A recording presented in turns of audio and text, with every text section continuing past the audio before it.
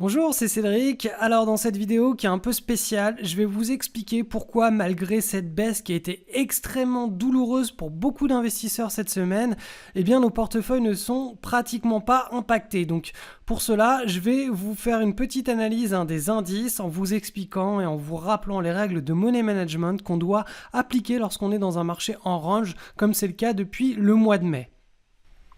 Allez, donc on débute avec une analyse des indices sur l'Europe. Alors le CAC 40, on peut le remarquer, il est venu chercher, donc cette semaine on s'est pris une grosse déconfiture dans la tronche puisque on est venu chercher tout simplement le support à moyen long terme à 4600 points, on est en train d'y arriver, on a comblé tous les gaps là du range, on est toujours dans un gros range et vous voyez que là actuellement le support des 4600 c'est vraiment un énorme support qui a été mis en avant en 2014 avec une zone de résistance qui a ensuite été passée à la hausse pour valider cet énorme rallye de début 2015 et là actuellement on vient chercher le support. Donc pour le moment sur le CAC 40 on est toujours dans un énorme range.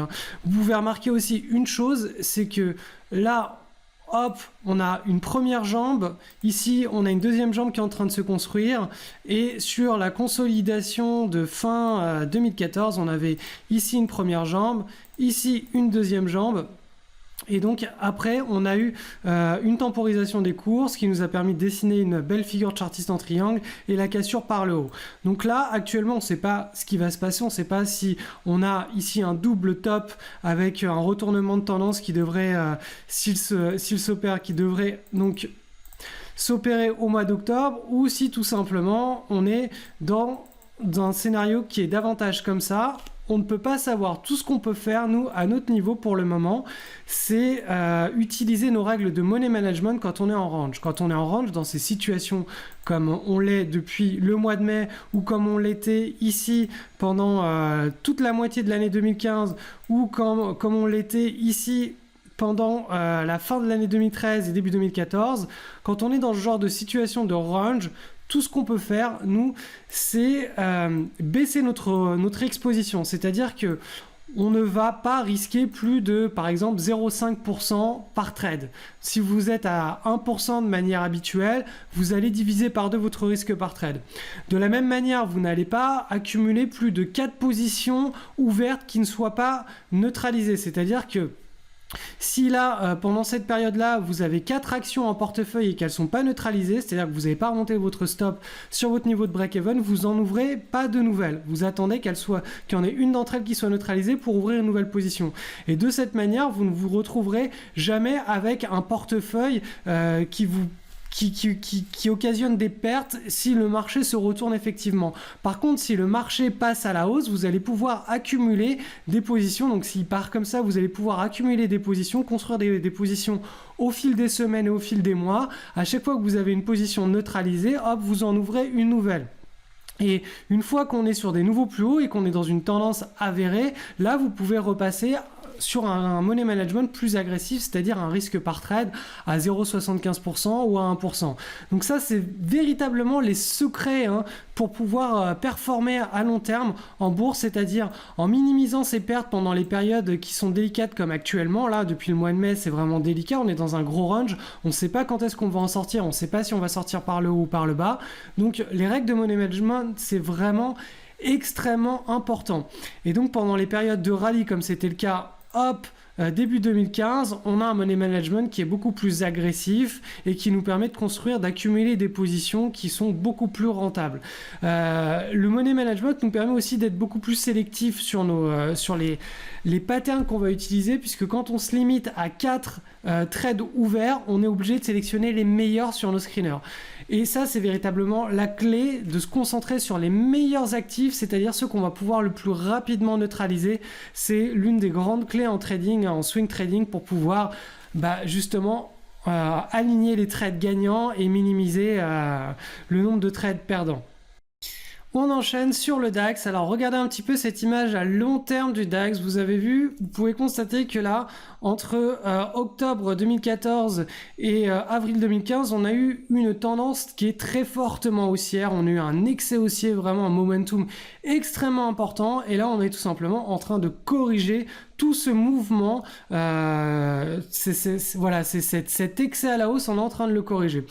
Encore une fois, là, on est sur un niveau clé, le niveau des 10 000 points. Vous voyez que ici, c'est vraiment cette zone. Alors, c'est la zone de 2013-2014. C'est la zone ici des 10 000 points qui va être certainement travaillée par les investisseurs et qui va nous permettre ici de voir se construire potentiellement un rebond, donc un point bas, ou éventuellement si on se retourne dans un marché à la baisse, une consolidation et ensuite la cassure de la trendline bleue qui constitue tout simplement notre niveau pour passer d'un scénario haussier à un scénario baissier.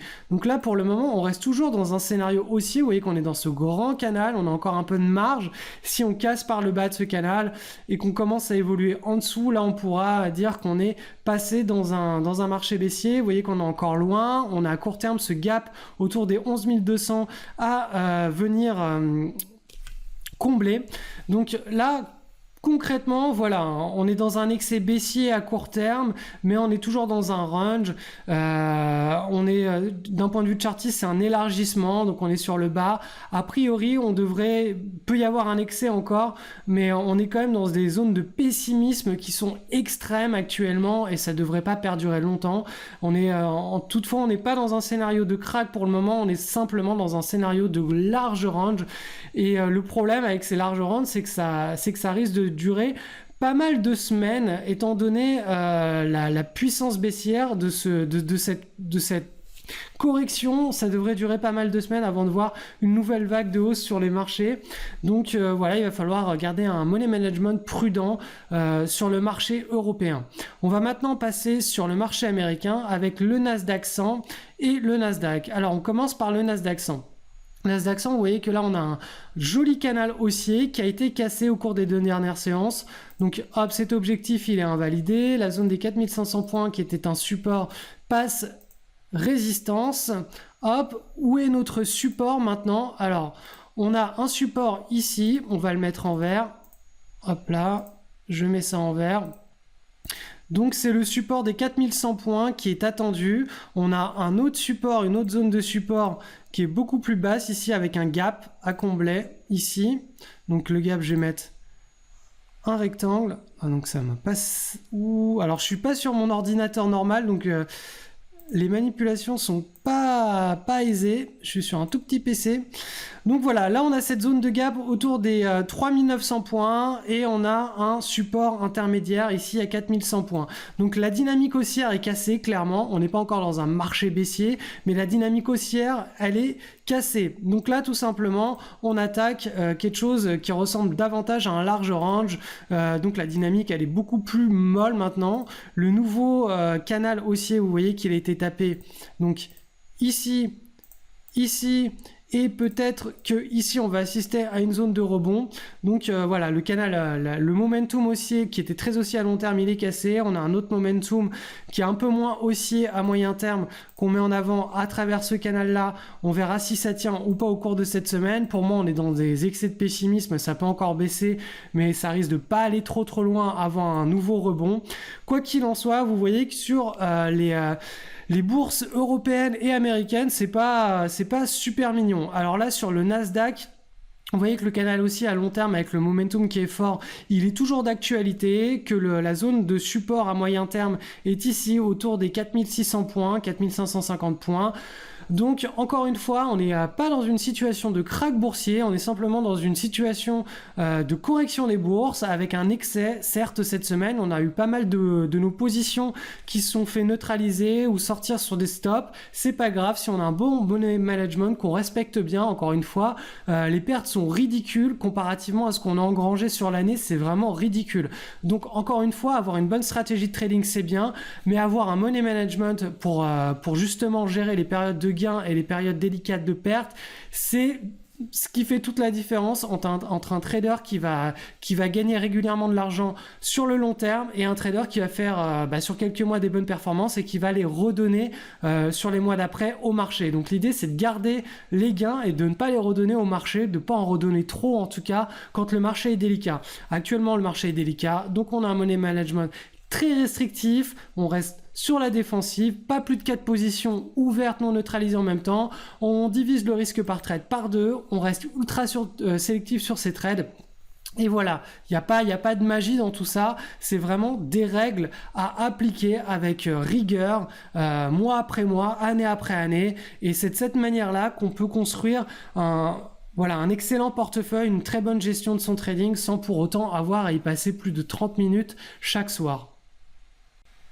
Alors concernant les actions détectées sur nos screeners cette semaine, vous devez vous en douter, il n'y a pas eu grand chose, donc j'en ai retenu 3, mais c'est vraiment d'un point de vue pédagogique, hein. C'est pas des trades pour le moment à vraiment mettre en place. RDCM côté sur le Nasdaq était plutôt pas mal quand même. Donc si on passe sur un graphique en hebdo, vous allez voir, hop, là on a cette jolie pattern, ce beau rallye au préalable, on a des volumes, ici le breakout est en train de s'effectuer, et si on passe en journalier, on voit bien que la zone de pivot a été cassée clairement à la hausse par des volumes en hausse les 14 et 17 août, et donc là on est toujours sur la zone de pivot. Donc encore une fois, si vous devez prendre ce trade, je vous expliquais les règles de money management en période de marché, en range ou correctif. Ensuite, on a quoi? On a ARMK. Donc celle-ci, c'est pas rien de fou, hein. Il y a pas un énorme momentum, il y a simplement une belle base de dessinée, des volumes en augmentation sur le breakout. L'état correctif du marché empêche véritablement les investisseurs d'entrer avec cupidité sur le titre. Donc ça, un titre à laisser de côté. Et le dernier titre que je vous présente cette semaine, c'est LOTB, qui est coté sur Euronext Bruxelles, qui nous a permis en début d'année d'un superbe trade, hein. Celui-ci était vraiment magnifique, c'est une action qui se comporte relativement bien, et là on a cassé à la hausse cette petite base, elle n'était pas incroyable, mais bon, on a un breakout avec des beaux volumes. Là on est en train de corriger sur les niveaux de pivot. Donc le niveau de pivot, il est ici pour le plus large et ici pour le plus court terme. Ce qu'on aime nous, c'est avoir le court terme collé sur le plus large. C'est pas le cas ici, c'est pas grave. On a les volumes en forte augmentation, le breakout donc est très fort, on a le petit état correctif sur les 2 dernières séances. A priori ça devrait partir par le haut, c'est plutôt il y a plutôt une très bonne dynamique. Encore une fois, hein, l'état du marché laisse à désirer, donc c'est pas des trades sur lesquels on va pouvoir y aller en mode agressif. Alors, je ne sais pas si vous le savez, mais je suis en vacances en France, je suis en vacances dans mon propre pays. C'est un style de vie que j'ai mis en place depuis la fin de l'année dernière et le début de cette année, puisque je me suis installé sur l'île Maurice, et donc j'ai mis en place tout un système, une méthode pour payer au minimum d'impôts tout en ayant une possibilité d'entreprendre et de faire des activités sans avoir de contraintes administratives, sans avoir de contraintes fiscales, et d'obtenir un style de vie avec énormément de liberté. Donc pour réussir à mettre en place tout ce système, j'ai dû étudier cette question avec des fiscalistes, avec beaucoup d'expatriés qui sont notamment expatriés au Costa Rica, en Asie, il y en a d'autres qui sont expatriés carrément à Québec. Donc j'ai vraiment étudié la chose à fond, et je suis tombé sur une solution qui me convenait à moi et aussi à ma famille, puisque je fais énormément de surf et j'ai besoin de beau temps toute l'année. Donc j'ai choisi naturellement l'île Maurice, qui est l'une des meilleures destinations pour pouvoir s'expatrier en famille sans avoir la barrière de la langue et avoir une liberté d'entreprendre, de trader sans avoir le poids de la fiscalité sur ses bras et sans avoir de contraintes administratives dans tous les sens. Donc je vous ai simplement expliqué toute cette méthodologie sur le lien qui s'affiche dans cette vidéo ou juste sous cette vidéo.